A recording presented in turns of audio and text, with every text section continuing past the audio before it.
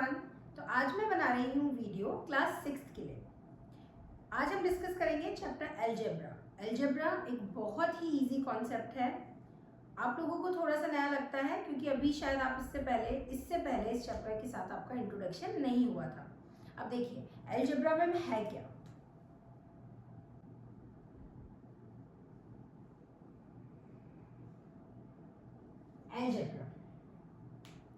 Algebra is all about two things. एक तो है वेरिएबल और एक है कांस्टेंट। यहाँ पर देखिए आज तक जब आप मैथ्स करते थे तो आप नंबर्स के साथ खेलते थे, है ना। जैसे आपने मल्टीप्लिकेशन किया है, डिवीजन किया है, प्लस किया है, माइनस किया है ना, एडिशन सब्ट्रैक्शन सब किया है आपने, लेकिन नंबर्स के साथ। अगर मैं कहना चाहूँ कि 5 + 2 = 7 तो मैं ऐसा कह सकती हूँ, है ना। अलजेब्रा में कुछ नहीं होता है, हम इन नंबर्स की जगह ABCD को भी इन्वॉल्व कर लेते हैं। ABCD जो है ये वेरिएबल है, ठीक है। अब वेरिएबल का क्या मतलब होता है वो मैं अभी समझाऊंगी, पर आप ऐसे समझिए कि मैं इसको ऐसे लिख सकती हूँ कि 5 की जगह पर मैं लिख दूँ x + y = z। इन दोनों ही बातों का सेम ही मीनिंग है। देखिए 5 + 2 = 7, इसका मतलब है अगर 5 और 2 को ऐड किया जाता है तो आंसर 7 आता है। इसी तरीके से अगर मुझे ना पता हो कि नंबर क्या है तो मैं कह सकती हूँ कि एक x नंबर को जब y नंबर से ऐड किया जाता है तो आंसर z आता है ना। तो ये इसी को लिखने का तरीका हुआ। यही सेम तरीका हम मल्टीप्लिकेशन पे भी अप्लाई कर सकते हैं। यही सेम चीज सबके ऊपर अप्लाई होगी। अभी मैंने एडिशन के लिए बता दिया था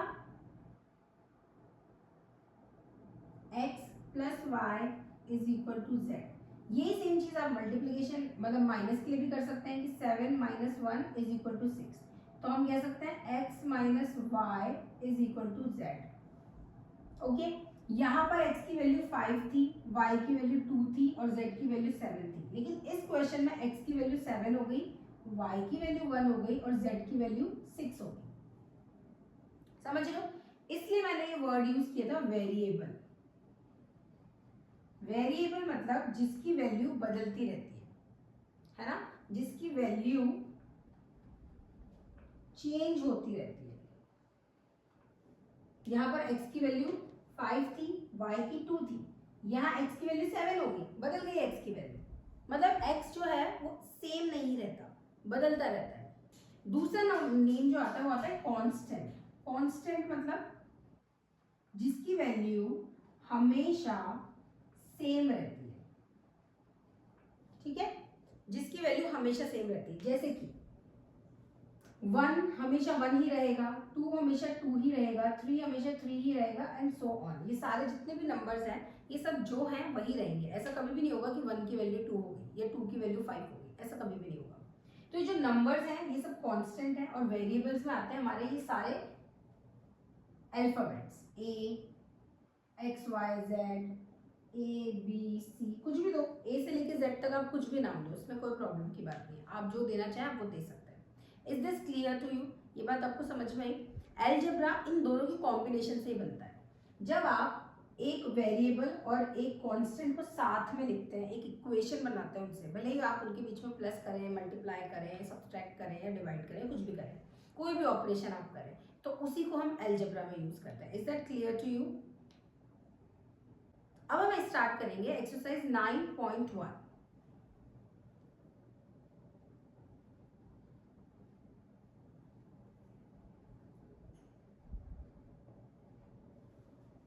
एक्सरसाइज देखिए, क्योंकि ये अलजेब्रा का इंट्रोडक्शन है तो एकदम से आपको हार्ड क्वेश्चंस तो नहीं दिए जाएंगे, आपको बहुत ही सिंपल क्वेश्चंस के साथ स्टार्टिंग करनी होगी, है ना।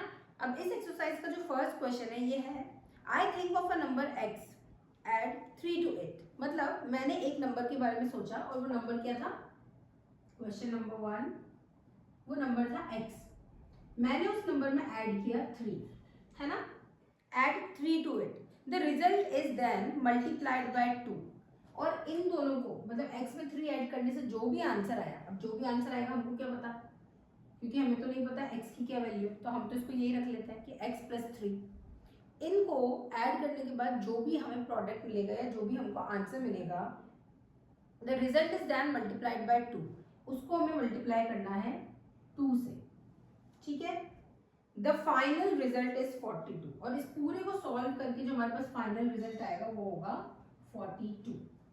अब क्वेश्चन यही था, the correct algebraic statement is, इन्होंने 4 ऑप्शंस दे रखे हैं और पूछा इसमें से करेक्ट एल्जेब्रिक जो आपका स्टेटमेंट है वो कौन सा होगा। तो ये होगा ऑप्शन नंबर बी। ओके, ये ऑप्शन बी है, तो यहाँ पर इसका आंसर होगा option B. Next question, question 2. Question 2 is saying, I think of a number x, subtract 5 from it. I think of a number x and I subtract 5 from it. ठीक है, then divide by 3. अब ये जो भी है इस पूरे को अपन ने किससे डिवाइड किया, 3 से। ऐसे लिख सकते हैं डिवाइड के लिए, या मैं चाहूँ तो डिवाइड का सिंबल बना के भी लिख सकती हूँ। Next, the result is greater than 18। इस पूरे को सॉल्व करके जो भी आंसर आया वो 18 से क्या था, बड़ा था। समझ में आ रही है बात, ये पूरा जो भी आंसर आएगा वो 18 से क्या होगा, बड़ा होगा। अब अगेन ये इसी तरीके का क्वेश्चन है कि the correct algebraic statement is, तो इस बार करेक्ट एल्जेब्रिक स्टेटमेंट है सी वाला। ठीक है, answer C. Next, the product of A and B. पहले तो ए और बी का प्रोडक्ट करते हैं। प्रोडक्ट का मतलब होता है मल्टीप्लाई करना। The product of A and B added to the difference of A and B. इस प्रोडक्ट को हमने ऐड किया है किसके साथ, इन्हीं दोनों के डिफरेंस के साथ, ए और बी के डिफरेंस के साथ इसको ऐड किया। अब मैंने ब्रैकेट क्यों लगा दिया, क्योंकि ब्रैकेट बता रहा है कि हमें इन दोनों के डिफरेंस के साथ इन दोनों को ऐड करना है।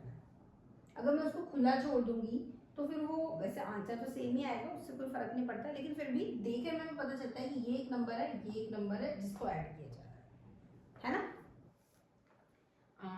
Again we have a statement here, तो यहाँ पर कौन सी सही होगी, यहाँ पर ए आंसर सही होगा, ऑप्शन ए। इसको बुक में इन्होंने इस तरीके से लिखा था, मल्टीप्लाई ना लगा के सिर्फ ए भी लिखा है प्लस ए माइनस बी लिखा है। यहाँ से आपको एक बात समझनी चाहिए कि अगर दो वेरिएबल्स के बीच में कोई साइन नहीं है, इसका मतलब वो दोनों मल्टीप्लाई हो गए। Is it clear to you? Now the next question is use symbols etcetera and mathematical symbols and rewrite the following statements. मतलब अब आप उन्होंने आपको कुछ स्टेटमेंट बना के दिया है, वो चाहते हैं कि आप इक्वेशंस लिखिए। ठीक है, अब जैसे क्या है, I think of a number add 2 to 8।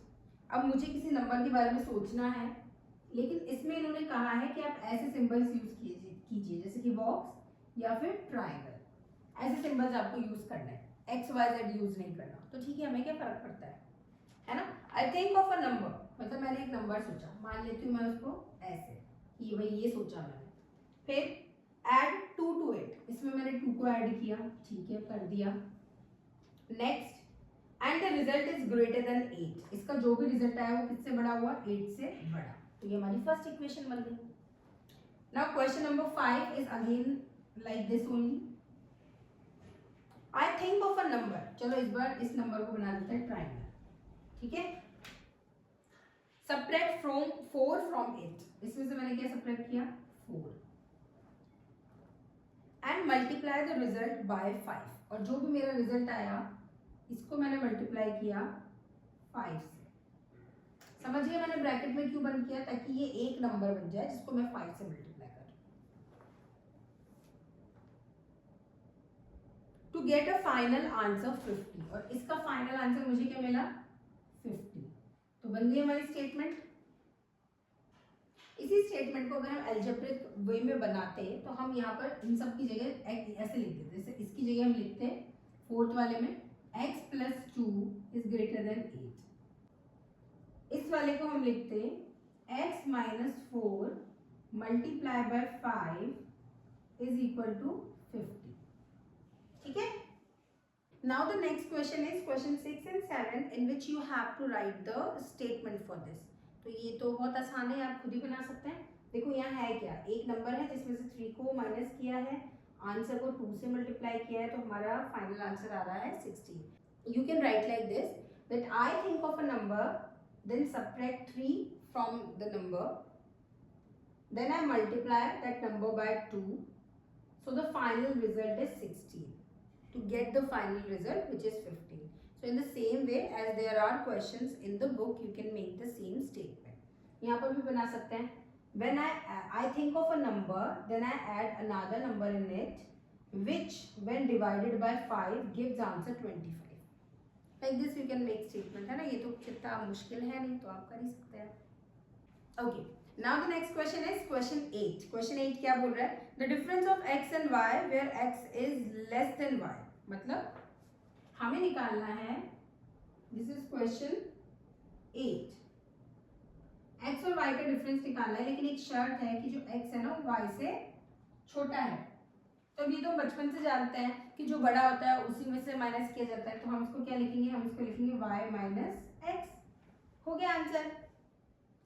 Now next. Now question number 9 is saying the quotient of x and y.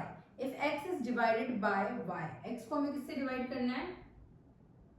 y से. फिर आगे क्या करना है? If x is divided by y, add it to the product of x and y.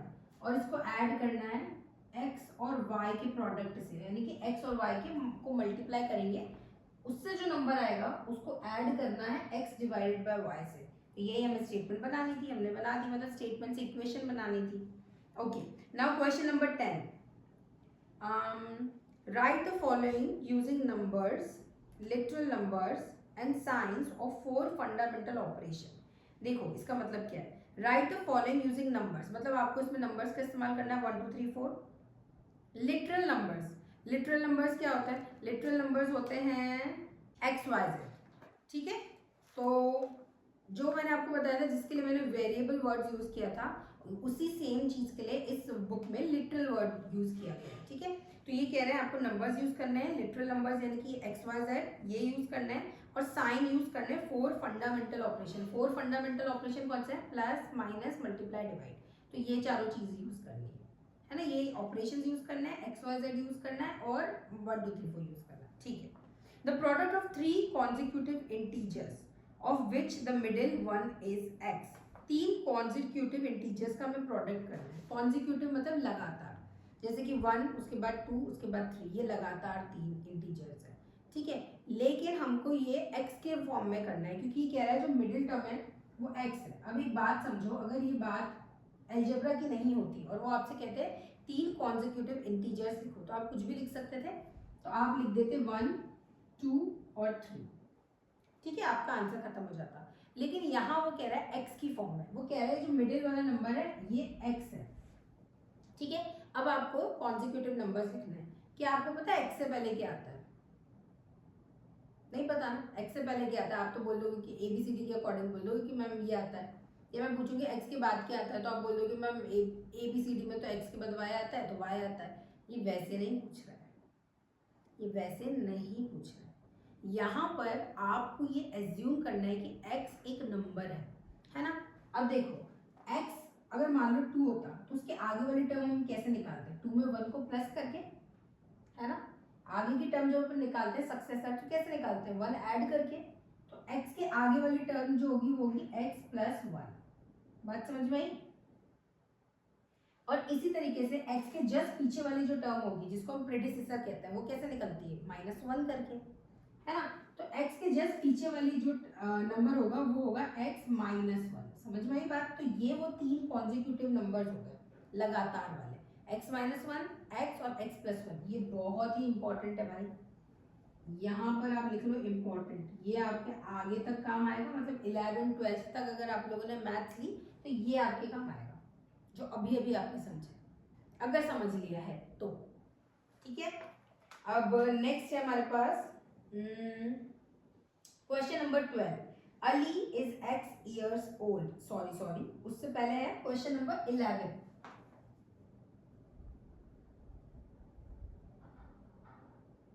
Question number 11. The total distance traveled by a car is in x hours at a constant speed of इतना. मतलब x hours में, और speed क्या थी? y kilometre per hour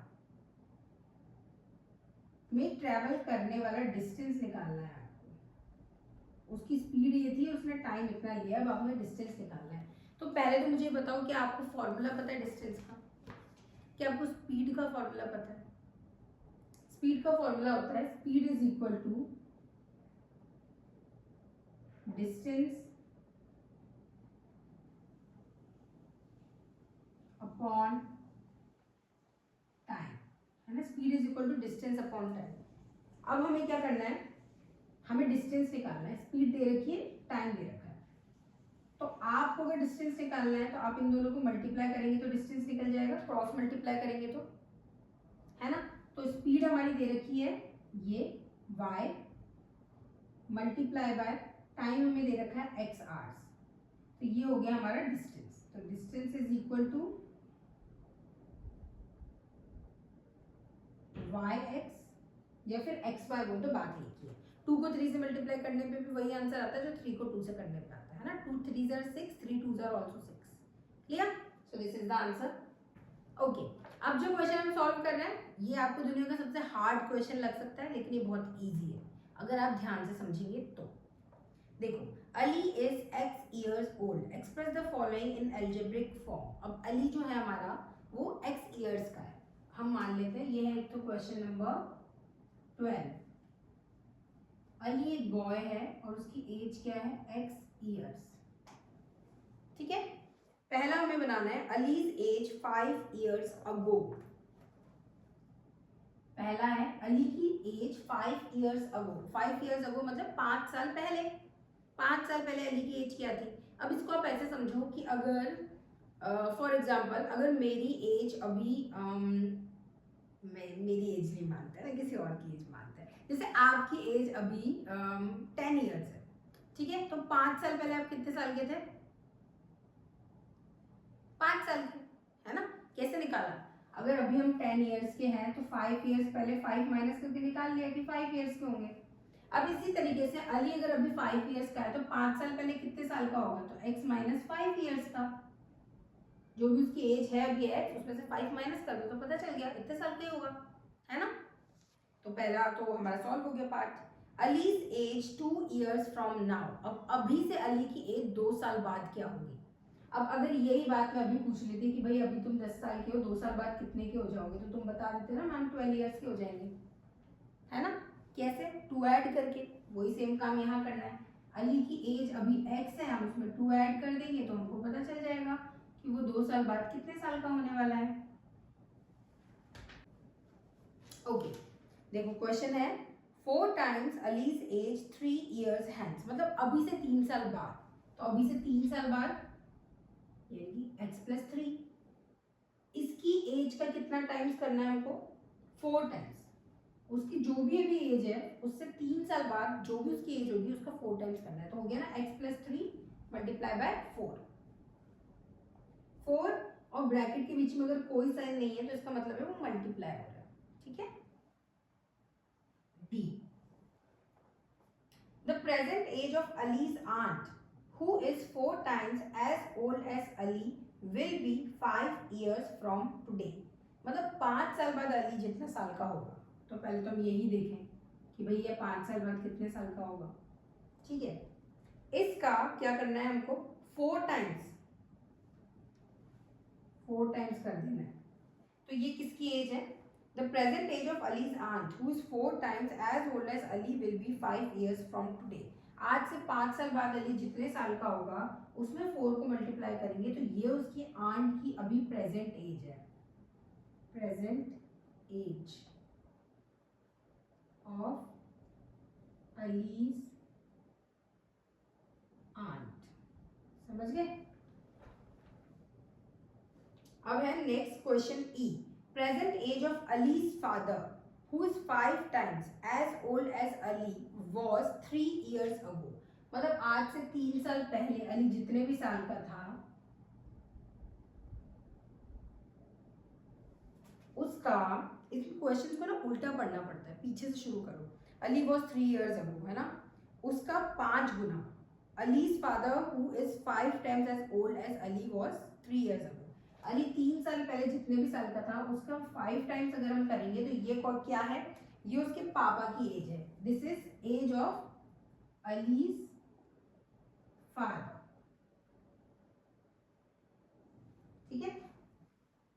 allies father, age of Ali's father, और मैंने लिखा नहीं, कोई बात नहीं, समझ जाना तुम लोग, है ना, इतना तो समझ ही सकते हो, 6th में आ गए हो, सही बात है। Okay okay, now the last 2 questions of this exercise, express the following using symbols. अब इनको सिंबल्स के रूप में हमें एक्सप्रेस करना है। The perimeter P of a rectangle is twice the sum of its length and breadth. अब actually में ये क्या है, ये कुछ नहीं है, पेरीमीटर के फॉर्मूले को इन्होंने स्टेटमेंट में दे दिया है। पेरीमीटर P, कोई क्वेश्चन 13 है ये, पेरीमीटर का सिंबल इन्होंने दे रखा है P, is twice the sum of length and breadth. Length और ब्रेथ के सम का ट्वाइस अगर हम करेंगे उसके बराबर है। अब बताओ ये किसका फॉर्मूला है, perimeter is equal to 2l plus B, 2 into L plus B. ये है रेक्टेंगल के पेरीमीटर का फॉर्मूला, है ना। अगर आपको पता है तो आप ये बात समझ पाएंगे। Next, the distance d covered is the product of speed and time. ये चीज तो अभी अभी हमने यूज किया है ना, कि डिस्टेंस है d, वो किसके बराबर होता है, product of speed and time, speed और टाइम के प्रोडक्ट के बराबर होता है, ठीक है। और इस क्वेश्चन के साथ आपकी ये एक्सरसाइज खत्म हुई। अब हम नेक्स्ट एक्सरसाइज में मिलेंगे, ठीक है, और कोशिश करेंगे कि हम एक्सरसाइज खत्म कर लें। ये आपकी बुक है जो मैं सॉल्व कर रही थी। Thank you so much.